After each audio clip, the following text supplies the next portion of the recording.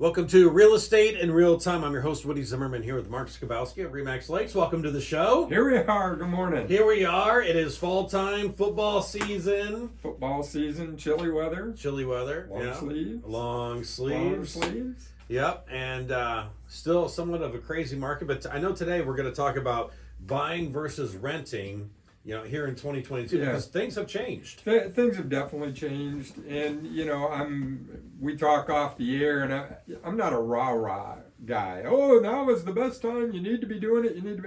You know what? It still comes back to what's your why as far as whether I should buy or whether I should continue to rent. Notice I stuttered on continue. Continue to rent. Is that a good long-term play? Well, for some folks it is.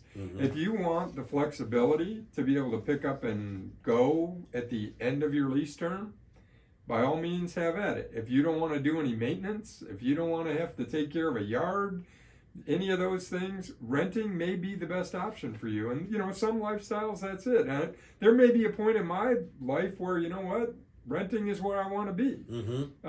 But long term, for accruing wealth, for gaining equity in your home, renting is definitely not the right play. Rents have gone up over 10% in the last year. Yeah. Now, home prices have increased as well. Right. I'll play the devil's advocate or show the other side of the coin. But the fact is, if you pay $12,000 a year in rent, if your rent is $1,000 a month, that's $12,000 a year. That's a lot of money. That's a lot of money, and it's gone, right? I mean, what did you gain out of that? You lived in the property for a year. Yes, you did. But what remains at the end of that lease term? At the end of it, nothing. You've got nothing at the end of 1 year. But people might say, Mark, interest rates are so high right now. I want to wait for interest rates to come down, or I want to wait for these higher home prices to come down. There's going to be an argument to to that. Absolutely, there is that argument. And I guess what I would say to refute that is $12,000 and zero return on that investment versus, say, you're paying $1,000 a month for a home that you own. And yes, there are maintenance costs involved. I'm not naive enough to think that you're going to live in a house and nothing's ever going to break. Yeah. But you've invested $12,000 in that property. In a normal market, we see 4% price appreciation year over year. Okay. So, and you still have that asset at the end of it. That's the accountant in me coming out, right? Yeah. So leasing, you got nothing at the end of the term. If you have invested in a property, at the end of that year, you still have that asset that conceivably is going to be worth more than what it was when you started at the beginning of the year. And over time, if you superimpose a graph on, just expense, and appreciation in the value of that asset, home ownership makes more sense, even with increasing interest rates, even with, increasing prices. Long term, the play has been invest in an asset that appreciates. And real estate is one of those things that does that. Yeah, and I've said 1,000 times that I would not have been able to afford the bigger family home that we're in right now if I didn't buy my first home. Right. Because with my first home, I built up a bunch of equity and so forth, and I just happened to be a guy that did pay off my first, but I didn't have to get there. But by building up equity, then I had money, and I had money to put into the bigger home. Sure. Well, I have a prime example just this week that I closed. I sold a young man. Now his kids are 13, 14 now. But I sold him a property, and he paid about $80,000 for it. Okay. We have just sold and closed it this week for $154,000. Oh, so you sold it? I sold it to him originally for the '80s. Years ago. 6 years ago. 6 years ago. Sold it for $154,000 this week, and he is buying with the equity. Yeah. Another house at $275,000. Yeah, that's how you do it. Right now, obviously his wages increased over time, but his entire down payment for his purchase is coming out of the equity of his home. They wired all the money from his sale, and he was doing the right things. He was paying his mortgage off. He was paying down to where there was a significant amount there in order to purchase the next house. And that's the fun part of what I do, is to see somebody that's grown from where he was, and obviously his career has taken off. He's done better for himself than where he was years ago, right? It's just amazing to see that. And there's a prime example. I mean, my grandparents, they were auto workers at GM. Yeah. They bought and sold and bought and sold. They moved up as they went along. Now, granted, that's a long time ago. My example's more recent. Now, if he'd have sold, what's the future going to be? Would he have made as much money if he sold next year? Well, probably not. But the house that he was buying probably wouldn't be worth as much, or wouldn't cost as much either. So in the grand scheme of things, home ownership matters. It truly does. It can lead to increased wealth, increased stability, and if nothing else, you're fixing one of the expenses related to your single largest expense. Where do I live? Yeah. Whether it's renting or whether it's owning. So if you've got a fixed rate mortgage, you have tied one of those pieces down. So again, in the analysis, what's my why? Does it make sense financially? I would make the case that owning makes a lot more sense than renting in the long term for most people. And you said rents have been going up about 10%? 10% a year. Per year. Okay, so let's talk more about that after the break. You're listening to Real Estate in Real Time.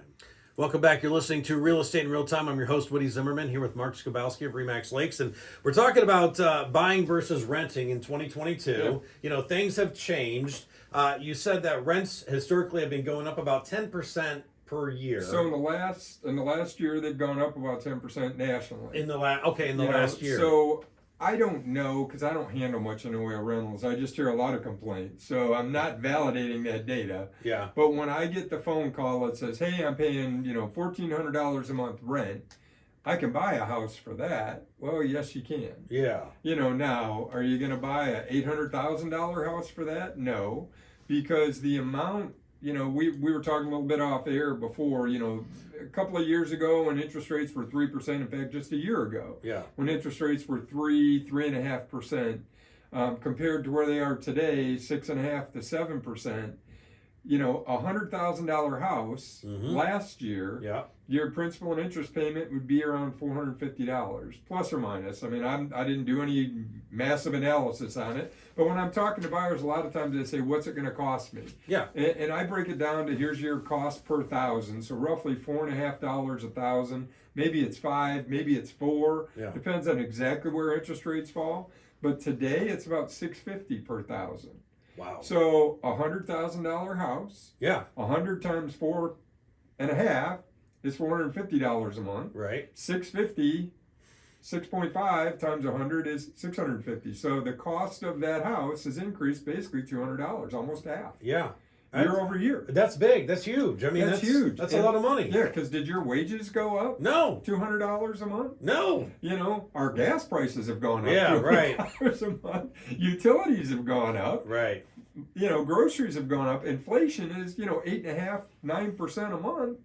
It's crazy. So, I mean, that all goes back to, at least if you buy and you get a fixed rate, you pinned one of those variables. You're locked in on one thing. You're locked in on one thing. You've locked that rate. Yeah. So are rents increasing? Yes, they are. Are prices increasing? Yes, they are. Once you bought, your price is there. Now, the only thing that comes is you've got your standard maintenance items. And depends on what you buy, how much those costs are going to be. The longer you own something, the more stuff's going to break. Think about a car. I mean, years ago, I would have never thought. I mean, I had an old Buick. I had to replace a windshield washer motor. It's like I would have never considered owning a car long enough to where I had to replace a windshield washer. Yeah, right, yeah. But I did. Yeah. I mean, even brand new cars, things break. So if you own a home, things are going to break. You have to allow for those items, but at least it's within your control. And the end game is long term, there's appreciation, and ultimately when you sell, hopefully you've made money on it. Yeah, you make some money on it. You've made some money on it, yeah. So ideally, it all goes back to your why. Yeah, you definitely have to experience that or evaluate that.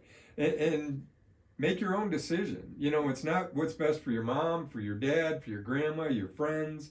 It's what's best for you and your family. I mean, that's what you need to evaluate. Yeah. Why am I considering moving? If it's as an investment, then okay, you're probably not going to make as much as what you would have in 2021, but the fact is, that's gone. Yeah. That time frame is gone. Yeah. It's not coming back. And we can look back at history all we want. If I could go back, I mean, because I do have a couple of properties. I'm a landlord, and I do have a couple of properties that I do that on the side. Sure. And if I could go back a couple of years, knowing what I know now, I would have bought up every piece of property that I came across. Absolutely. You know, when I go back to where I grew up, and you know, you drive down the freeway and there was nothing, and now you drive there and it's all fully developed. It's like, boy, I wish 20 years ago I'd have bought all that ground. Oh yeah. Could I have afforded to buy all that ground? Right. Yeah.